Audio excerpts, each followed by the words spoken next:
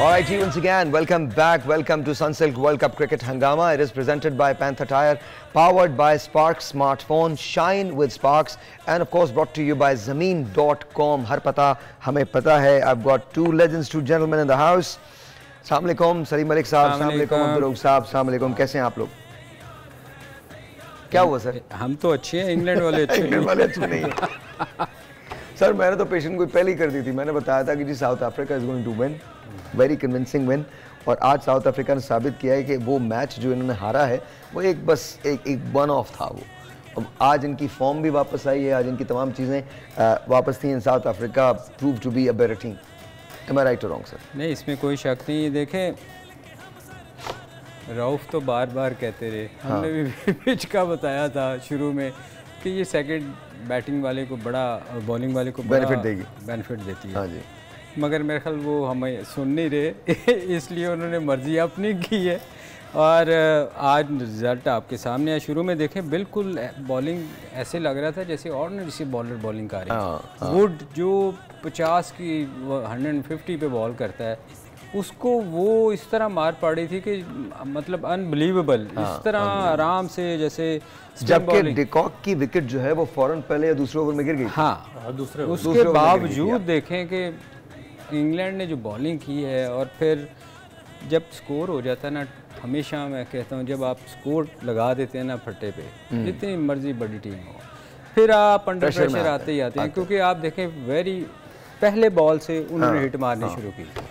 क्योंकि जब आप 400 स्कोर चेज करना है सिंगल से तो होना. वैसे आप लोग मेरे साथ एहतजाज कर सकते हैं, चाय नहीं मिली अभी तक. सो you guys can, अगर आपको एहतजाज करना है, रिकॉर्ड करवा देते हैं आप. आज हम प्रोटेस्ट रिकॉर्ड करवा रहे हैं कि चाय का होना बहुत ज़रूरी है. चाय के बगैर ट्रांसमिशन नहीं हो सकती.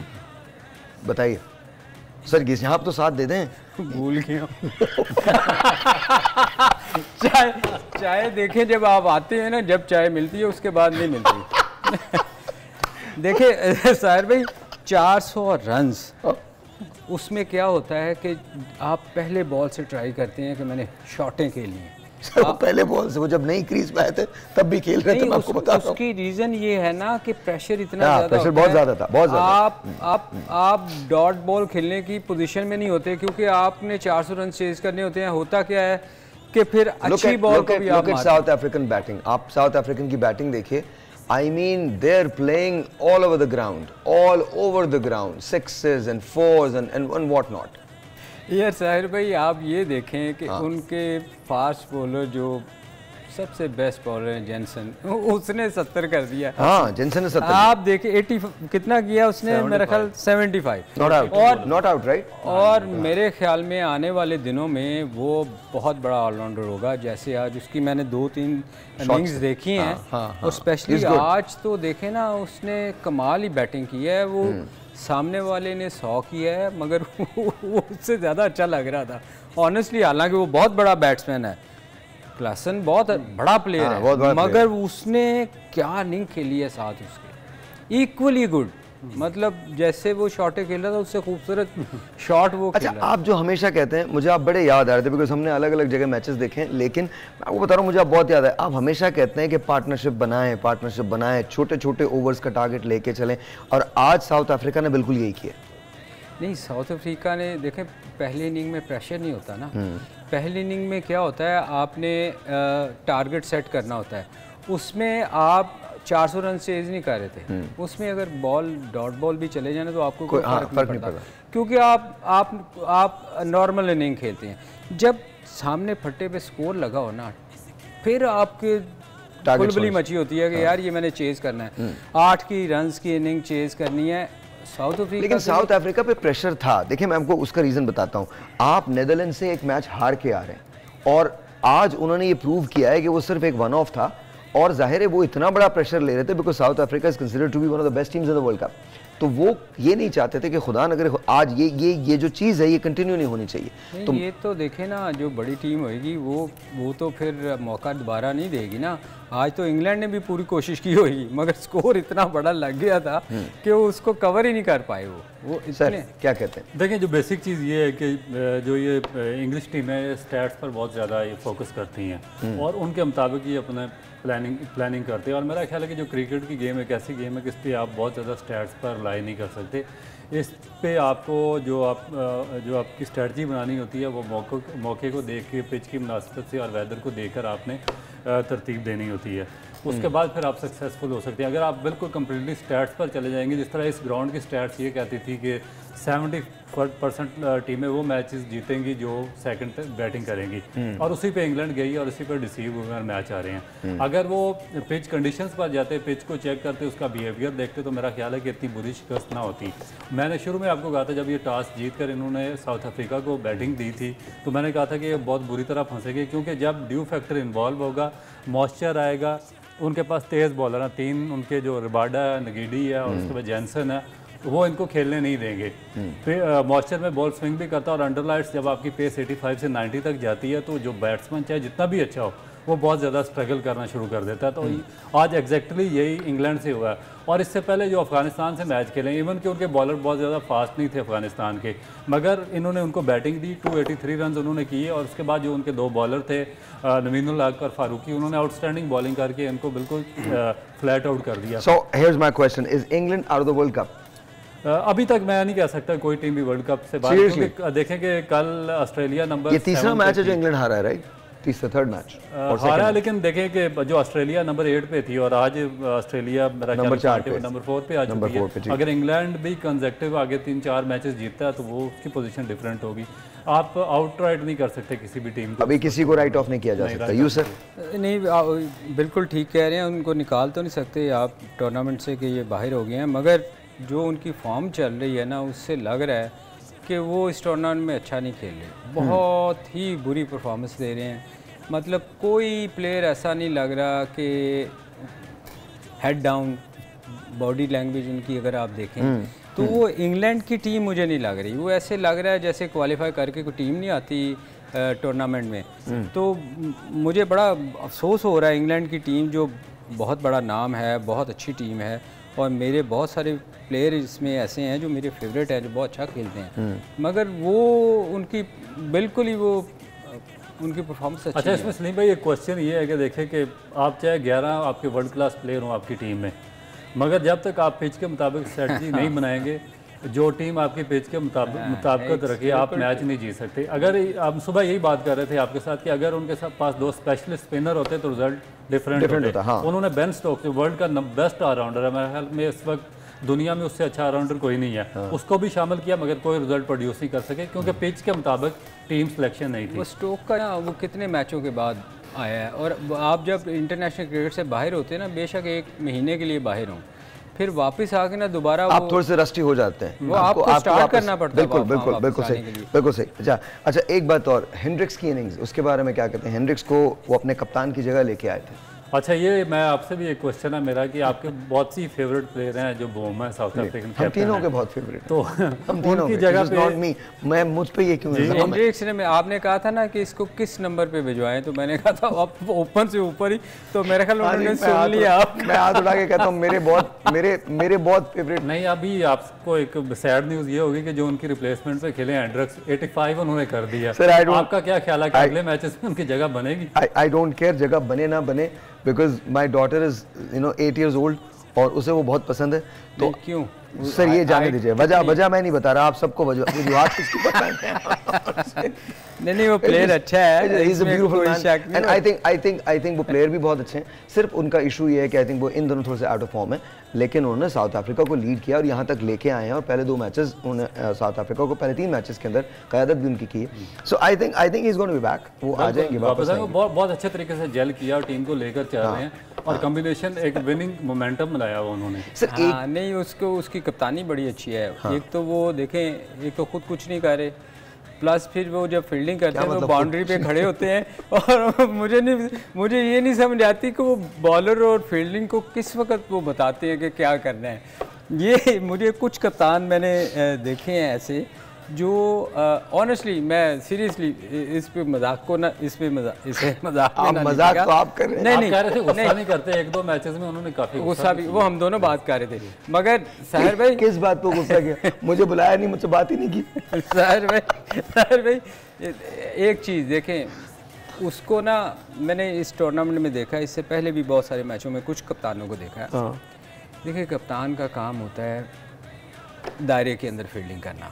उसकी रीज़न ये होती है कि जब आपका कुछ बॉलर गलती करे तो वो जाके उसको समझाए कि यार ये तुम गलती कर रहे हो, यहाँ बॉल करनी है, फील्डिंग कहाँ चाहिए। अब एक मिड ऑफ पे जो बाउंड्री पे फील्ड आप कप्तान खड़ा है, वो वहाँ से क्या समझाएगा? आप मुझे मैं एज ए क्रिकेटर आप बताओ वो क्या बताएगा वहाँ से गलती उसकी? देखिए शायद कोई वो और फिर इतनी कोई कोच उनको मशवरा देने आया हो तो वो बाउंड्री पे चले गए क्योंकि थोड़ा सा इजी रहेगा। तो 25 ओवर मशवरे ही लेते रहे वहाँ।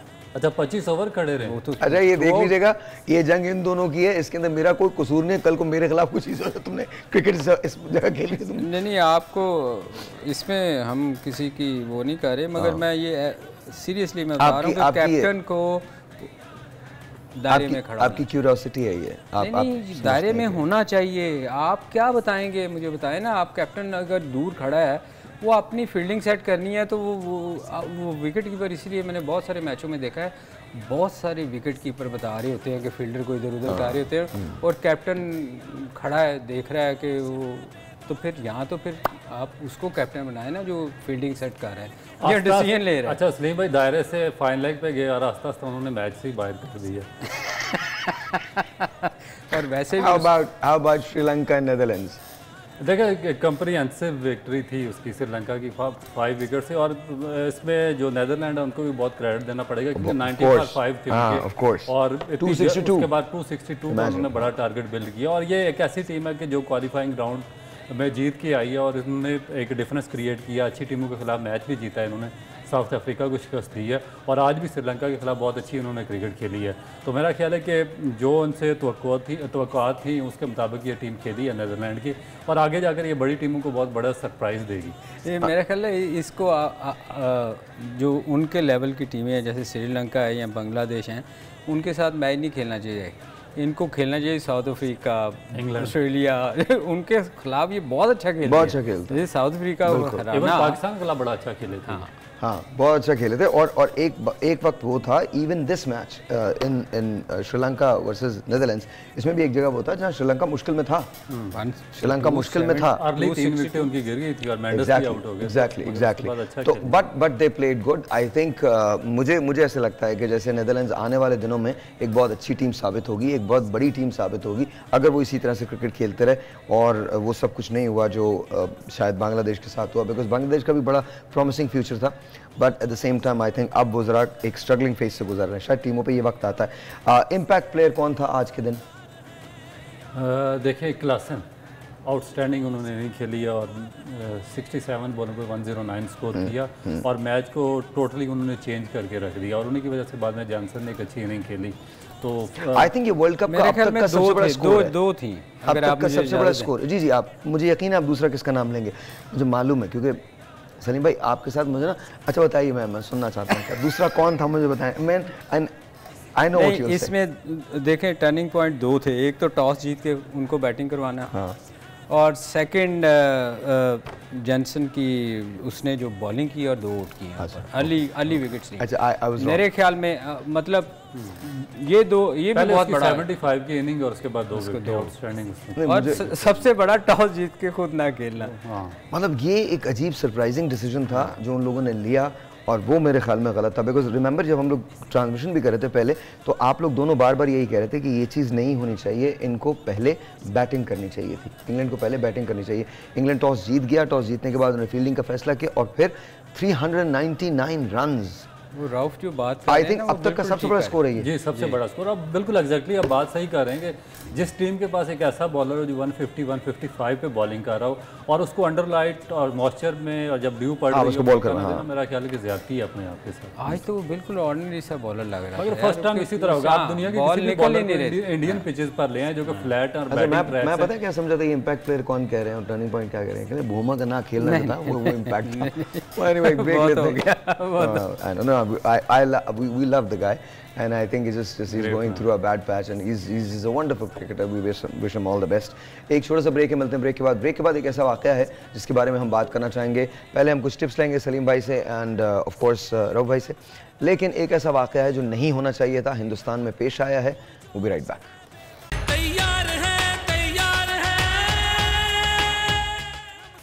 जी once again welcome back, and of course अगर आपको एक्सेसरीज चाहिए या स्मार्टफोन चाहिए तो there is only one name to trust, and that is Sparks Smartphones.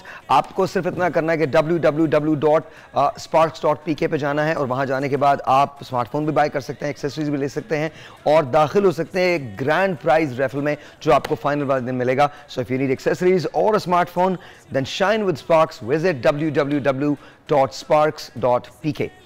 Batting, सबसे पहले जो इंग्लैंड की बैटिंग थी उसका फेलियर क्या रहा? अच्छा नहीं खेले. अच्छा तो नहीं खेले. अच्छा, वैसे शुरू होने से पहले मैं बता दूं, इससे मैं खेलता रहा हूँ मलिक बैट से. रियली? हाँ, अच्छा है मलिक साहब, थैंक यू. रमी मलिक साहब, 3 बैट्स आने चाहिए. एक पे मेरा नाम लिखा होना चाहिए साहिर, एक पे लिखा होना चाहिए रऊफ, और एक पे लिखा होना चाहिए यस. और टेनिस बैट भिजवा देंगे. नहीं टेनिस नहीं, हार्ड बॉल चाहिए. मतलब टेनिस. देखिए आज साउथ अफ्रीका बहुत अच्छा खेला. हाँ, हम किसी की गलतियां निकालने यहाँ नहीं आते, मगर मैं समझता हूँ कि आज अगर लेग स्पिनर जैसे जेंसन ने बहुत एक्स्ट्रा ऑर्डिनरी बैटिंग की. जब टेल एंडर खेल रहा होता है ना, तो लेग स्पिनर की मैं बात करता हूँ, क्योंकि एज ए बैट्समैन मैं बताता हूँ कि जब टेल एंडर खेल रहा होता है ना, तो उसको हमेशा चांस लेना चाहिए था आज लेग स्पिनर से. आप अगर उसको ऑफ स्टंप पे बाहर फ्लाइट बॉल करें ना, थोड़ा सा बीच में नहीं बाहर, तो ये टेल एंडर जो होते हैं ना हमेशा बड़ी शॉट के लिए जाते हैं, और जाते ये मिड विकेट की तरफ है. बहुत कम प्लेयर होते हैं जो एक्स्ट्रा कवर मारते हैं, वो बैट्समैन ही मारेगा. अदरवाइज नॉर्मली जब आप लेग ब्रेक बाहर को जाती है ना, तो आप क्रॉस जाते हैं, तो आपके बड़े चांसेस होते हैं कि आप उसको आउट कर सकते हैं. तो मेरा ख्याल आज उनको एक चांस इस पे लेग स्पिनर पे उसके लेना चाहिए था जब टेल एंडर खेल रहे थे. तो आप जब मतलब खेलते थे तो आए जैसे अब इस वाक़े से ना, मुझे एक चीज़ आपकी इस एक्सप्लेनेशन से मुझे एक चीज़ याद आ गई. डिफरेटस खेल रहा था एंड कादिर भाई बॉल कर रहे थे, आपने उनको भी तो एक मशवरा दिया था. I just want to know वो मशवरा क्या था. सुन लीजिए जरा, ये जो आपकी बात सुन ले, मशवरा सुने. हुआ यूं था कि डिफरेटस बैटिंग कर रहा था और लाहौर में ना कादिर भाई कप्तान थे, तो वो ना हमें लास्ट बैट्समैन खेल रहे थे, तो स्कोर मतलब थोड़ा सा स्कोर चाहिए था, मगर था मुश्किल स्कोर करना. तो आखिरी ओवर में कोई 14-15 स्कोर चाहिए था. तो सलीम यूसुफ को बॉल लगी थी, तो मैं कीपिंग कर रहा था, मैं विकेट कीपर के पीछे खड़ा. वो उन्होंने कादिर भाई ने उसको बॉल की, उसने ना मिड विकेट पे उनको बीच में से उठा के मार दी. मैं गया कादिर भाई के पास, मैंने कादिर भाई आप इसको ना ये चलाएगा, मिड विकेट मारा है, लेग स्पिन, इसको ना ऑफ साइड पे आप बॉल करें, और इसने जाना तो इधर ही है मारने. तो मैंने कहा उसमें चांस है कि खड़ी हो जाएगी, यहाँ ये स्टंप होएगा या खड़ी ऊंची चली जाएगी, क्योंकि ये बैट्समैन तो है नहीं कि आपको अच्छी शॉट मार ले. कादिर भाई ने कहा बिल्कुल ठीक कह रहे हो. कादिर भाई ने उसको एग्जैक्ट सेम बॉल उधर बॉल की ऑफ स्टंप से बाहर. अब बॉल ब्रेक होने वाली, ब्रेक बॉल उन्होंने फ्लाइट बॉल दिया उसको. उसने क्या किया, वो निकल के उसने एक्स्ट्रा कवर छक्का मार दिया. अब हम गए मैच हार. अब मैं तो मर गया ना. मैंने कहा कादिर भाई कप्तान से, मैं उधर से यूं करके पीछे मुंह करके खड़ा हो गया. कादिर भाई चलते हुए सीधा मेरी तरफ आ रहे. मैंने कहा मर गए. तो कादिर भाई मेरे से 2 माह उन्होंने बात ही नहीं की. उन्होंने कहा कि तूने मरवा दिया. मैंने कहा जी मैंने तो सही मशवरा दिया था. तमाम टीमों को मशवरे जो सलीम भाई दे रहे, जिम्मेदारी अपनी रखना. बता रहा हूं, मगर मैं आपको बताऊं ये चांस था कि वो हमारा एक दोस्त अच्छा शॉट, हमारा एक दोस्त था, उसका नाम था भट्टी, सोहेल भट्टी ना. तो कोई जो मशवरा था, कहता बाकी तो ठीक है, मेरे तो जाना मत, बस जागते रहना, मेरे ते ना रहना. मगर मैं आपको बताऊं 99% जो टेल एंडर है ना, वो इस बॉल को क्रॉस मारने जाएगा, और आपको बहुत चांसेस हैं कि वो कैच हो जाए, क्योंकि बहुत कम प्लेयर टेल एंडर ऐसे होते हैं कि जो आपको एक्स्ट्रा कवर में निकल के हिट मार दे. बैट्समैन डरते हुए नहीं मारता, क्योंकि जब टर्न होएगा तो उसके चांसेस हैं आउट होने के. अच्छा, एक तो चीज़ ये थी बैटिंग की ना, बैटिंग अपनी जगह, पर जब आप 399 का स्कोर उधर रख देते हैं तो फिर बैट्समैन के पास गुंजाइश है भी नहीं, बजाय इसके मतलब उसको तेज खेलना ही खेलना है और तेज खेलने में गलती होगी। तो 399 आप अलाउ कैसे करते हैं? बॉलिंग कैसे? ये क्रिकेट की वर्ल्ड कप हिस्ट्री का शायद सबसे बड़ा स्कोर है, if I am not wrong.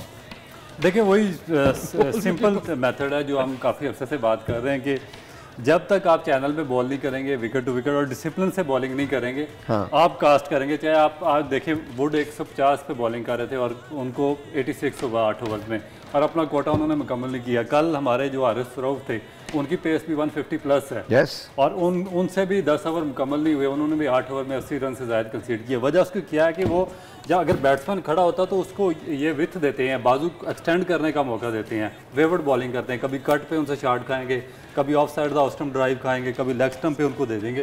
तो ये बड़ी इजी एक्सेस हो जाती है बैट्समैन के लिए। आप देखें कि इनके मुकाबले में 2-3 बॉलर ऐसे हैं कि जो बहुत ही सक्सेसफुली इन इंडियन पिचेस पे बॉलिंग कर रहे हैं। जो एक सबसे जो अच्छे बॉलर हैं वो बुमराह है, जो इंडिया के हैं। वो बिल्कुल अपना चैनल नहीं छोड़ते, 1 मीटर दूर बॉलिंग करते हैं पॉपिंग क्रेज से, और कंसिस्टेंट उसी लाइन एंड लेंथ को हिट करते हैं जो कि सीधी आके विकेट में फिनिश करती है।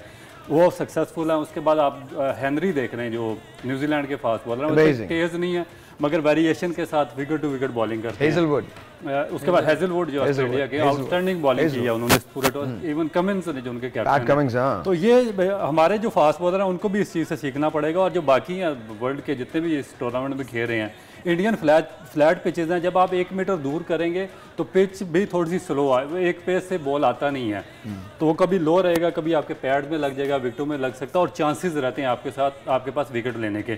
मगर जब आप वेवर्ड बॉलिंग करेंगे और कट शॉट्स देंगे और ऑफ साइड टाइम मिल जाता है, उसमें टाइम मिल जाता है और आपको रन होंगे। सो आप ये कह सकते हैं कि आउट क्लास कर दिया हर शोबे में साउथ अफ्रीका ने इंग्लैंड को। बिल्कुल एग्जैक्टली। और जी पॉइंट्स टेबल की पोजीशन जो है वो भी हम देखते हैं, जरा पॉइंट्स टेबल को लगा दीजिए। South Africa still remains at the 3rd position, और ये आप देख सकते हैं कि न्यूजीलैंड पहला है, इंडिया दूसरा है, साउथ अफ्रीका तीसरा है, ऑस्ट्रेलिया जो है वो चौथा है, Pakistan sits at number 5, and then उसके बाद आई थिंक कौन है उसके बाद, मुझे नजर नहीं आ रहा यहाँ से। उसके बाद हु इज दैट, जो भी है, पाकिस्तान के बाद Bangladesh, you are right, Bangladesh के बाद I think Netherlands and then Sri Lanka and all that, so on so forth. England और अफगानिस्तान कोई फर्क नहीं पड़ता, वो नीचे ही है बस। लेकिन एक ऐसा वाकया हुआ है जो मतलब it is leaving very bad taste in everyone's mouth. अच्छा, पहली बात तो ये, मैं उसके बाद इन लोगों से पूछूंगा। पहली बात तो ये बात याद रखिएगा, ये सारी इंडिया के सेंटिमेंट्स नहीं हो सकते, ये बात याद रखिएगा। पहली बात तो कोई भी बात करते हुए ये समझ लीजिएगा कि राइट आउट, आप ये मत समझ लीजिएगा कि पूरे हिंदुस्तान के सेंटिमेंट्स हैं। लेकिन फिर ये भी याद रखिएगा कि ये जो इंतहा पसंदी है, ये नरेंद्र मोदी की जो गवर्नमेंट है उसके अंदर बेतहाशा बढ़ी है, and it is despicable, it is pathetic कि एक लॉ इन्फोर्समेंट ऑफिसर आपको आके कह रहा है, और ये this is very shameful for India, it is not shameful for anybody else but India, कि आप डेमोक्रेसी का इतना बड़ा ढोंग रचाते हैं, आप डेमोक्रेसी के इतने बड़े में आप पीटते हैं और जाके कहते हैं कि आप दुनिया की सबसे बड़ी डेमोक्रेटिक कंट्री हैं। Where is the democracy, where is the democracy? ये तो इंतहा पसंदी की बदतरीन मिसाल है। You can not even tolerate a person who is spending his money, who is travelling from Pakistan से वो ट्रैवल करके इंडिया जा रहा है, आपके मुल्क में बैठ के अपने मुल्क को खेलते हुए देख रहा है ऑस्ट्रेलिया के खिलाफ, और वो अपने मुल्क के लिए नारा लगा रहा है, and that is not acceptable to you. आप नफरत में कितने आगे हैं, ये आपका सोचने का काम है। आई थिंक आपको न सिर्फ इसका नोटिस लेना चाहिए, but he should be suspended. और दूसरे लोगों को बताइए, जब आप हमारे पास आते हैं, आप लाहौर में उतरे, आप कराची में उतरे, आप कहीं उतर जाइए, पाकिस्तानी आपको ओपन आर्म्स के साथ कबूल भी करते हैं, आपकी न सिर्फ हिफाजत करते हैं बल्कि आपको खुले दिल से एक्सेप्ट करते हैं। Please understand, this is a game of cricket. इसको अपनी नफरतों की नजर मत कीजिए। छोटा सा ब्रेक, मिलते हैं ब्रेक के बाद, वो भी राइट बैक।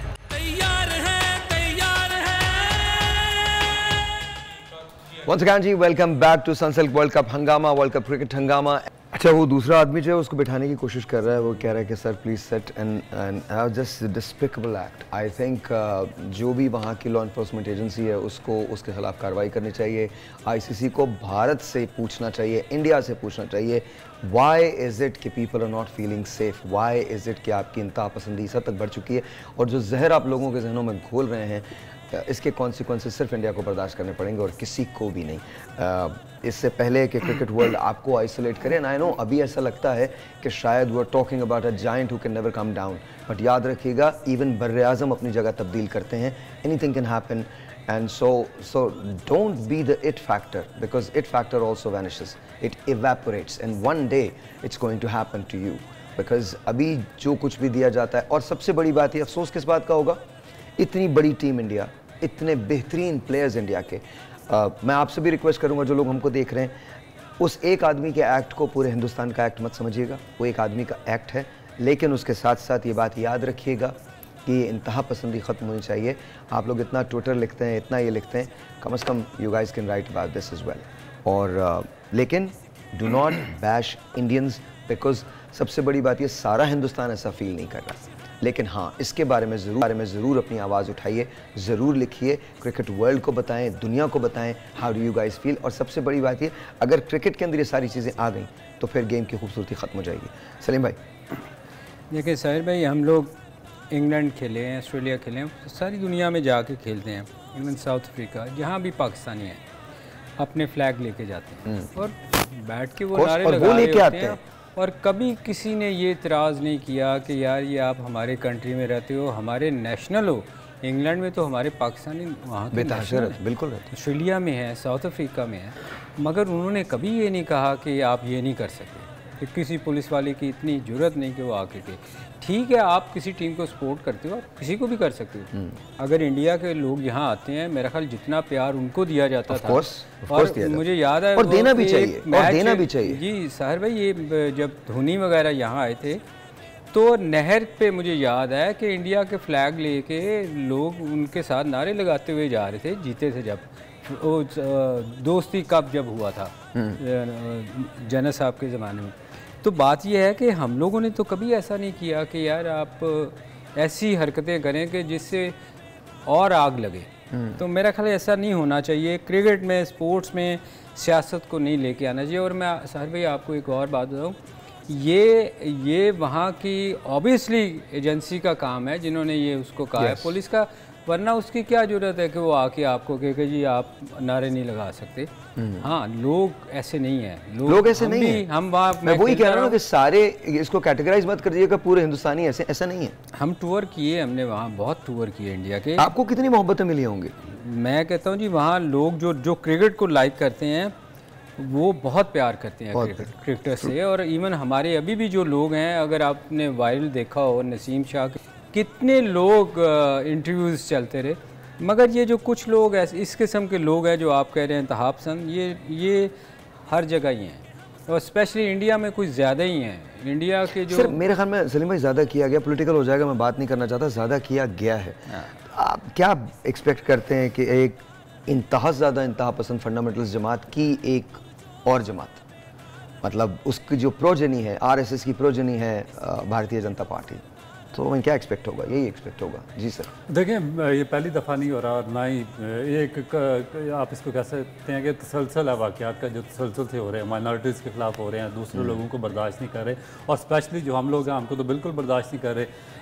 मेरा ख्याल है कि इस वाक़े की जितनी भी मजम्मत की जाए उतनी कम है। इतना ही शर्मनाक और घिनौना वाक़या है। जो एक तो आपने हमें वीज़े नहीं दिए, ना हमारे स्पेक्टेटर्स को दिए, ना हमारे जो साफ़ी थे उनको वीज़े दिए हैं, उसके बाद हमारी टीम को आपने तंग किया मुख्तलिफ हीले बहाने बना के, और उसके बाद जो एक दो बंदे गए हैं आप उनके साथ इस तरह का सलूक कर रहे हैं, तो आप दुनिया को क्या चेहरा दिखाना चाहते हैं? मेरा ख्याल है कि पाकिस्तान क्रिकेट बोर्ड को एक स्ट्रॉन्ग प्रोटेस्ट रिकॉर्ड कराना चाहिए, गवर्नमेंट ऑफ पाकिस्तान को भी करना चाहिए, और ICC में जाना चाहिए। बिल्कुल, अब तो ये पानी सर से गुजर चुका है कि आप हर जगह पर हमें आप कोशिश कर रहे हैं कि हमें पीछे नीचा दिखाया जाए। और जब हमारे 2-4 बंदे वहाँ पर गए हुए, आपने देखा ज़ैनब के साथ क्या सलूक किया, उसको इंडिया छोड़कर भागना पड़ा, 12 साल पुराने उसके ट्विटर अकाउंट ला के उन्होंने वहाँ पे निकाल के डाल दिए। तो इसका मतलब है कि 2-4 लोग हमारे यहाँ से गए, वो भी आपको बर्दाश्त नहीं हो रहे, तो आप इस मेरा ख्याल है कि ये सहल ही नहीं है फिर कि इतना बड़ा ICC का इवेंट वहाँ पे होना चाहिए। बिल्कुल नहीं होना चाहिए, बिल्कुल नहीं होना चाहिए। अगर इतना भी इनकी बर्दाश्त नहीं है तो फिर क्यों इनको इतना बड़ा इवेंट दे रहे?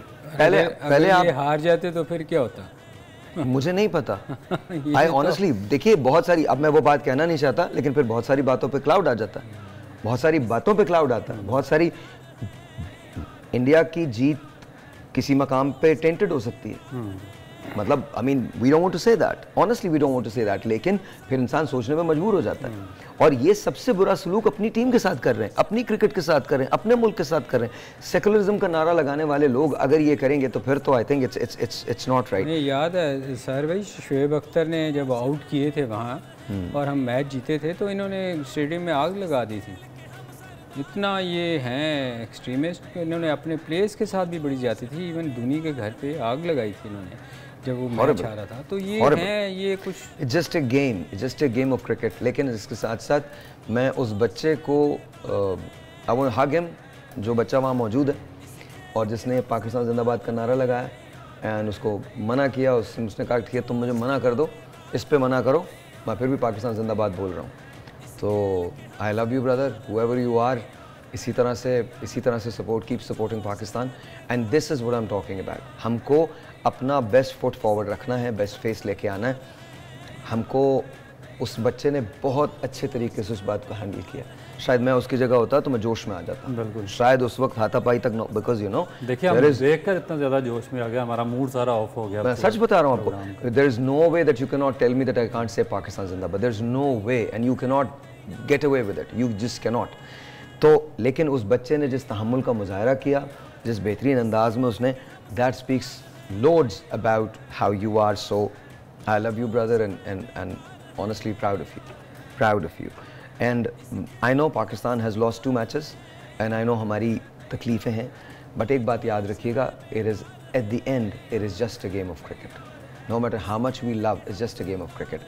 हम अगर चाहते हैं कि हम मैचेस जीतना शुरू कर दें तो बहुत सारे और प्रॉब्लम्स हैं जिनको पहले रेक्टिफाई करना पड़ेगा, जिसमें सिलेक्शन कमेटी से लेकर मैनेजमेंट तक, and we are not saying कि ऐसा कोई है, लेकिन मैं वैसे कह रहा हूँ, और मैनेजमेंट से लेकर हमारे क्रिकेट के ढांचे तक हर चीज़ को तब्दील करना पड़ेगा for us to be the best in the world. हमें पोटेंशियल है, बिल्कुल पोटेंशियल है, बट फॉर डूइंग दैट हमको अचीव करनी पड़ेगी अपनी पोटेंशियल और मेरिट पे आना पड़ेगा। ये देखें बहुत सारी चीज़ें, सॉरी मैं सर भाई, बहुत सारी चीज़ें ऐसी हैं कि जैसे टीम हारती है और आपकी नीचे वाला लोअर ऑर्डर बैटिंग हमारा फेलियर हो रहा है काफ़ी देर से, और हम बार बार कहते हैं कि चीज़ें अच्छी हों। उस शर्मिंदगी से बचने के लिए हमें अपनी जो सिलेक्शन है, सिलेक्शन उसको आपने भी मेंशन भी किया, उसको ठीक करना पड़ेगा, प्रोफेशनल लोग लेके आने पड़ेंगे, ताकि जब आप टूर करें या कहीं जाएं तो आपको उस शर्मिंदगी ना हो कि आपकी टीम ने अच्छा नहीं किया, अच्छा ऊपर वालों ने किया, नीचे से कुछ नहीं हुआ। बैलेंस टीम जानी चाहिए, ताकि उसके लिए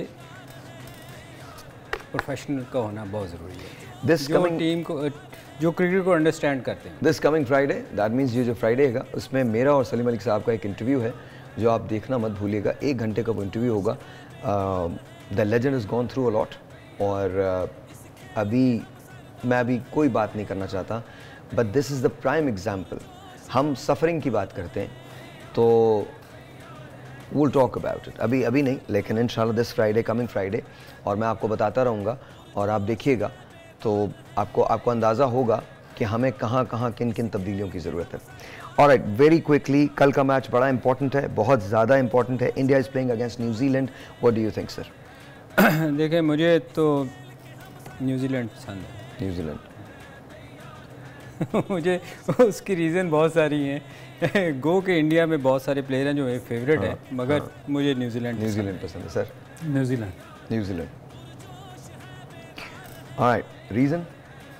क्योंकि उनके जो मोस्ट ऑफ द प्लेयर्स हैं, बैट्समैन हैं, इन फॉर्म हैं, और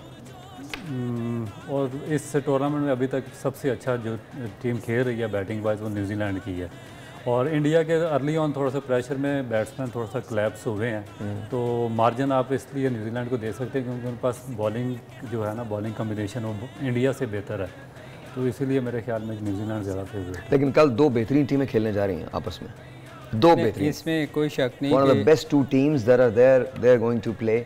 कल जब 1 बजे हम अपनी ट्रांसमिशन शुरू करेंगे तो फिर मैं आपको बताऊंगा मेरी प्रेडिक्शन क्या है। मैं भी पिच देखने के बाद फैसला करूंगा। यार सर भाई, फिर वो उन्होंने भी आना, मैंने आपसे सीखा, उन्होंने भी मैंने आपसे सीखा, उन्होंने भी आना। अब्दुल, क्या उनका नाम है? अबू बकर साहब, हम आपका इंतजार करेंगे। ऑलराइट जी, थैंक यू जेंटलमैन, बहुत बहुत शुक्रिया, बहुत बहुत शुक्रिया।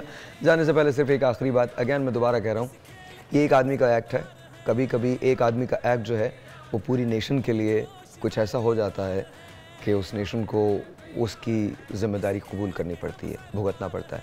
सो लेट्स मेक श्योर कि हम इस एक आदमी के एक्ट को एक आदमी का एक्ट ही समझें, इससे ज़्यादा ना समझें।